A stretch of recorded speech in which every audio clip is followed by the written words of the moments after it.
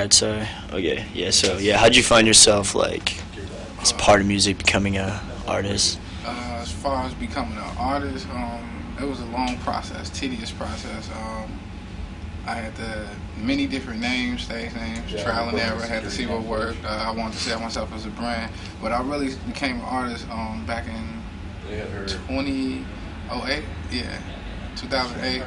I don't know. I love music. I always made beats, and back in 2008, I had some good production skills. So I'm like, man, I want to get rapping a shot. I always wrote poetry, so that was the thing. And then it was history from there. I just been around music from my pops. He had an old record collection, and my mom had an old soulful collection. And so I always been around music. My sister has been in the music industry as a publicist for years, for 10 plus years. So yeah, so I just gave it a shot. And I know going into it, I want to be more than just the artist. I want to build a brand. So that's why UCOBY. You can only be you. When did you come up with the name, the UCOBY? Was that 2008 as well? No. I came up with the name UCOBY last year, sitting in class in Flashpoint. But Humanities 1, we was doing something about branding and trademarking.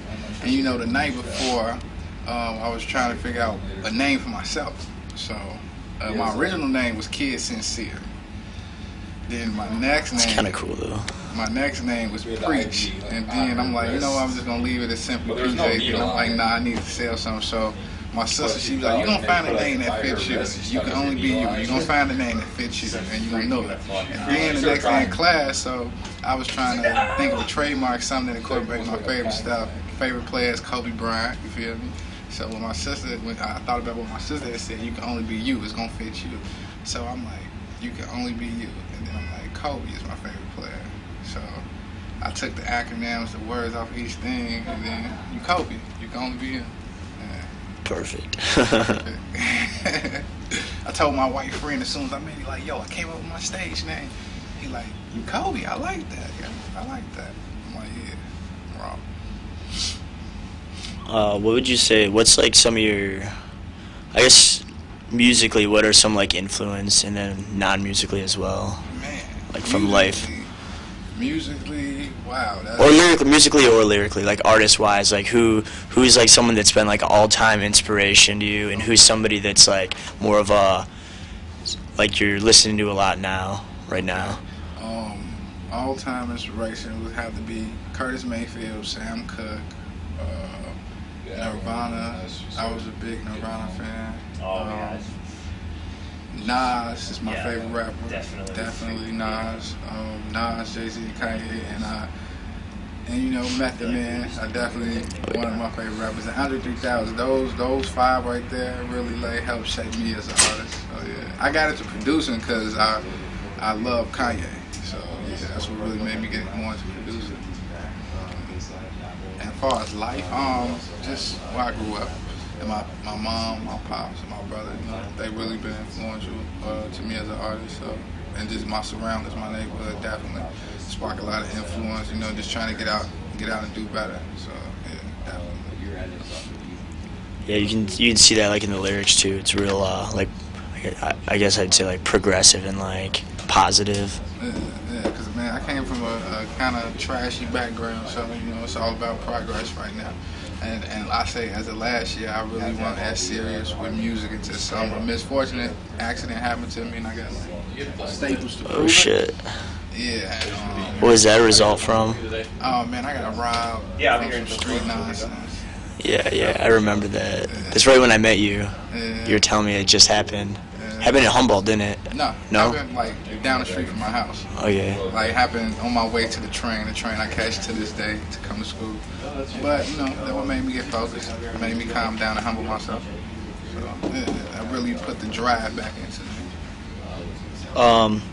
Weekdays and weekends. What can you what do you want to tell listeners about this album? Weekdays and weekends. It's on Hot New Hip Hop /UCOBY. Go check that out first and foremost. But weekdays and weekends, that was written.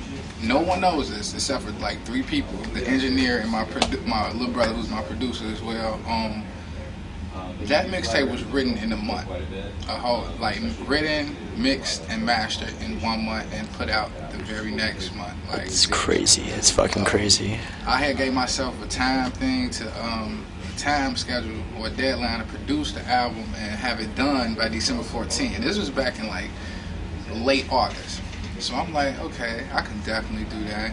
Wrote the first song, which was Weekdays and Weekends, was the single, and I performed it. I wrote that song a night before a performance, just to perform it, because I had no good performance songs, and it turned out good, and that's what developed the concept. So the concept was like Weekdays and Weekends, every track is a day of the week, and then you got like bonus tracks. And it's some tracks like that go into each other. It's like 2 tracks into one for like every day. So Monday has 2 tracks, Tuesday, Wednesday, Thursday has 3 tracks, but I split that up into 2 tracks called Thursday night, and then Friday, and then a bonus is Weekdays, Weekends.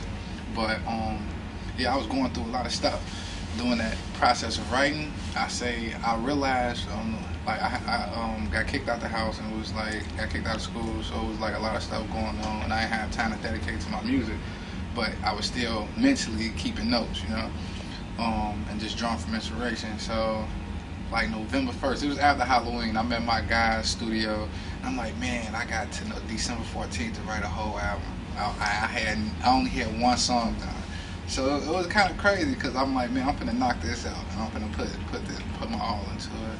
And I did, and I say within 4 weeks, man, that was the best thing I could have did. Like, it came out better than I expected for 4 weeks. Yeah, no, that's surprising. That's crazy. That's awesome, man. I was writing every day, even while in class. I would just be jotting. So it came out good. I mean, it was some hiccups on it that I could have did better, but you live and you learn. Yeah, do you still do all your own beats and everything? Yeah, me and my little brother, DJ Layer Rec, that's his name. His name is Layer Rec, like lay a record down, but backwards is spelled cereal, which is his favorite food. So yeah, I taught him how to make beats when I was 18, he was 15. I taught him how to make beats, and the last 3 years he didn't get so like incredibly good. So now me and him produce all my own work. I never rap on anyone else's track if it's not his. It's only me and him. And yeah, we a production team called US Ultrasound. Us. Yeah, so. Good. Keeping it original. What about like I can't remember which song it was, but I mean there's some like guest vocals. There's a woman like singing like a part of a chorus, like a refrain one. Is that like somebody you know, or? That's Jessica Santoya. Betty Forte is her stage name. She goes to Tribeca Flashpoint as well. She's just a good friend of mine. She helped me out.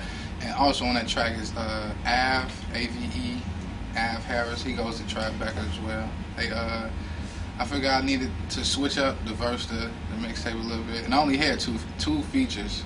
So they definitely helped out and made it better. Definitely.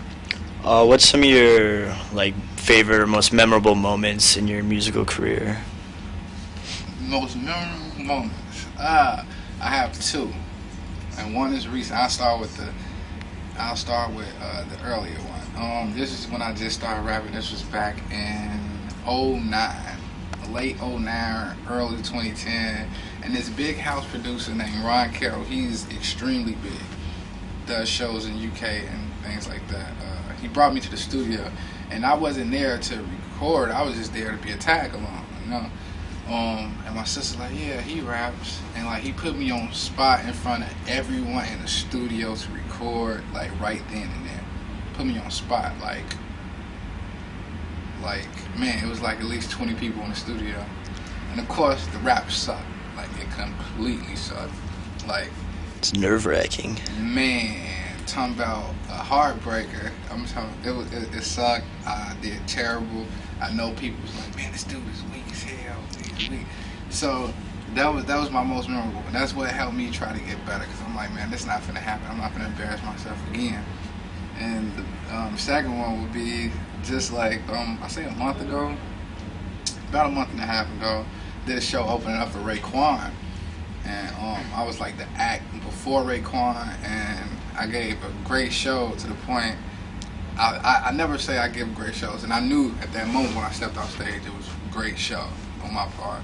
And as I stepped off stage, for like the next 50 seconds, the crowd kept chanting my song, "Weekdays are not for a weekend," and I was like, wow, that just put a big smile on my face. So that was the most memorable moment. There's plenty more to come, but those two.